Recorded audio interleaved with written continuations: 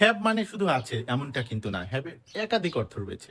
এটি শুধু বাক্যে থাকা বোঝায় না, বরং পজিশন, এক্সপেরিয়েন্স, রিলেশনশিপ, অব্লিগেশন, খাবার পানীয় গ্রহণ, অসুস্থতা, অক্সিলারি ভার্ব ইত্যাদি নানা কাজে ব্যবহার হয়। চলুন দেখে নেই হ্যাভ এর প্রধান অর্থ ও এর কিছু ব্যবহার।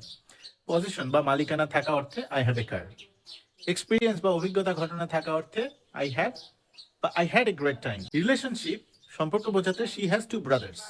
অব্লিগেশন দায়িত্ব বা কর্তব্য বোঝানোর ক্ষেত্রে I have to finish my work. Illness অসুস্থতা বোঝানোর ক্ষেত্রে he has headache. Food drink বা খাওয়ার পরে কোনো কিছু বোঝাতে লেটস হ্যাভ লাঞ্চ। ইভেন্টস বা অ্যাক্টিভিটিস কোনো আয়োজনে কাজ করার কথা বোঝালে we are having a meeting.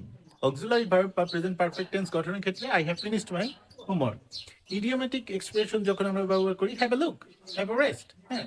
Permission বা এগ্রিমেন্টের ক্ষেত্রে আমরা বলি I have him call you. ঠিক আছে।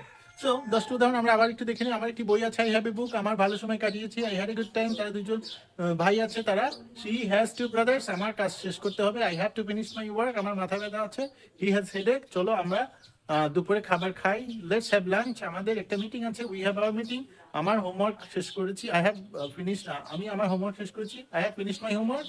একবার দেখে নাও, হ্যাভ এ লুক, আমি তোমাকে ফোন করতে বলবো, I will have him call you.